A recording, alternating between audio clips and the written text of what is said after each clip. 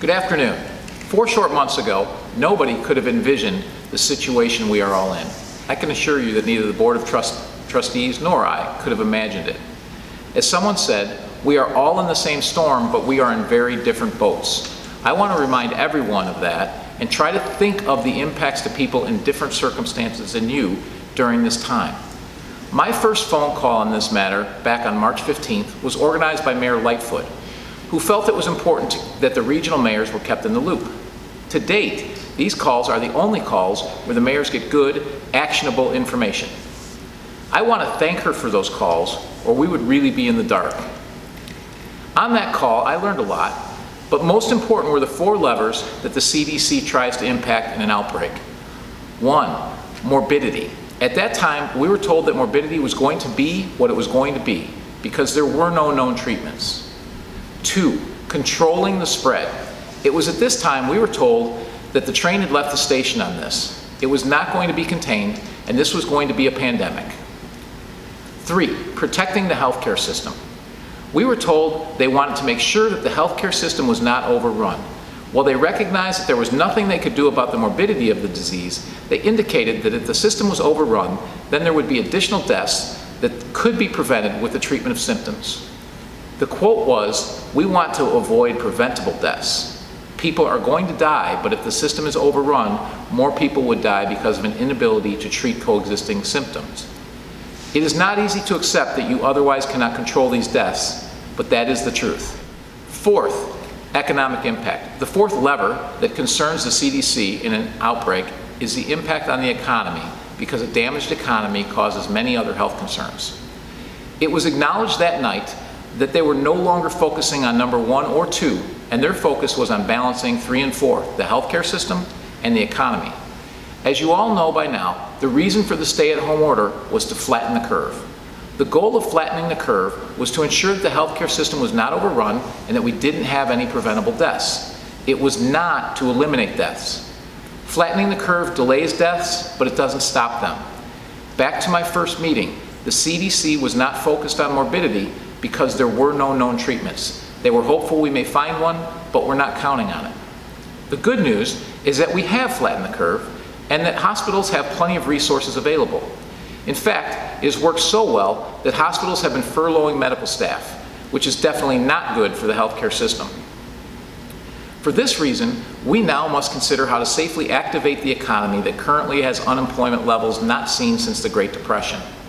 A depressed economy at this level of unemployment puts enormous strains on the healthcare system and could actually cost more lives than the pandemic, with suicides, depression, abuse, lack of health insurance, lack of preventive care, etc. A poor economy also results in reducing care for our most vulnerable, our seniors, those in nursing homes, and the mental health care system. Not only is it not an either-or choice, we must get the economy back to normal in order to save lives. The American people are smart, compassionate, and caring. We can figure out how to have a vibrant economy while voluntarily social distancing. The people of Illinois, and specifically the people of Orland Park, need representation, which we haven't had because the General Assembly has been AWOL since the beginning of this crisis. That leaves it to the mayor and the Board of Trustees to provide that representation.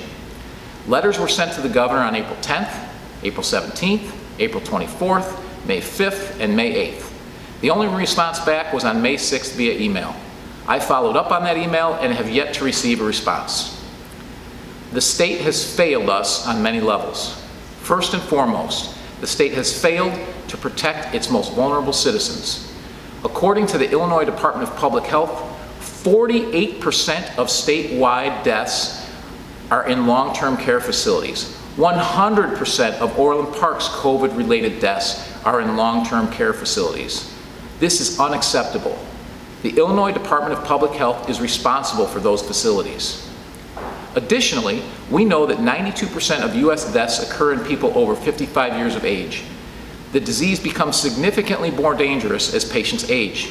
In Illinois, for patients over 80, sadly, 51% of patients are hospitalized and 44% pass away. It is critically important to protect the vulnerable populations, people over 60 and people with underlying health conditions. Additionally, those in long-term care facilities need to be protected. This is why the CDC specifically recommends that until our economy is back to normal completely, vulnerable populations should voluntarily stay at home and long-term care facilities should not have visitors. The state IDPH has already failed to protect those populations through this pandemic, and yet it doubles down and ignores the CDC's recommendation in the Restore Illinois plan. This baffles me and is unacceptable. I cannot overemphasize the need for the vulnerable populations to take personal responsibility for ensuring their own safety by staying at home as much as possible whenever we start returning to normal. IDPH was also responsible for maintaining emergency medical supplies and personal protective equipment. They failed to do so. The Village of Orland Park was not only on its own for PPE, but we had to implement the Mask for Medical program so that many of our medical offices could open. Moreover, the state has failed to provide a safety net for many of the unemployed, 1099 workers, and the self-employed in spite of the receiving funds from the federal government to do so. Their system has crashed, and many have yet to receive any benefits and have been on their own. Remember, our goal was to flatten the curve, to make sure that the healthcare system is not overwhelmed, so that there are no preventable deaths, not to prevent all deaths from the disease, which is not possible. We have accomplished our goal. Now, the goal has changed, and Restore Illinois states that in order to get fully back to normal, we need a vaccine and effective treatment, or no cases. First, a vaccine is well over a year away, if we ever have one. How many viruses do we never have a vaccine for? Second, an effective treatment may also prove to be elusive for decades. It took us 50 years to find an effective treatment for influenza. Third, 0 cases are entirely unrealistic. In the history of mankind, only one human virus, smallpox, has ever been eradicated.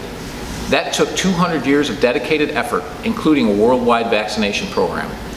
Restore Illinois also calls for several measurements and milestones to be met, and for there to be 28 days from phase 3 to phase 4. Many people, including me, are curious to know where that number comes from. The CDC recommends, and every state is using, 14 days between phases. The Illinois Municipal League, the City of Chicago, and almost every mayor have asked for this to be changed to 14 days. The governor should be forthright about the science behind 28 days, because we have found no documentation anywhere to support this timeline. The Restore Illinois plan calls for a 14-day rolling average of less than 20% positive test rate. The state 14-day average is 15.3%, and Orland Park's is 14.5%, so we meet this requirement. I don't think this is a great metric, though, because it can be manipulated by the number of tests and/or who is being tested. Personally, instead, I think we should look for the daily hospital admission rate in suburban Cook County to be stable or declining. We are really looking to ensure that the hospital system does not get overwhelmed, and we are not worried about more testing identifying asymptomatic cases. The hospitalization rate has been steadily declining for weeks and is less than half of what it was a month ago. Restore Illinois also requires stable or declining usage of ICU beds and ventilators. Unfortunately, this is only reported at the Illinois level. That said, we also meet this requirement. Lastly, Restore Illinois requires that ICU bed and ventilator availability remains above 14%. This is reported for the southwest suburbs, and we have been tracking that for many weeks. Ventilator availability is no longer an issue, so much so that Will County stopped reporting it to us. Orland Park also meets this requirement. Orland Park residents and businesses should be allowed to return to normal. We and the rest of the state should not be held hostage due to the issues being experienced in Chicago. The American people are resilient, and they generally do the right thing and are conscientious of others. An example of this occurred before the stay-at-home orders were put in place. Restaurants were already voluntarily seating half as many people.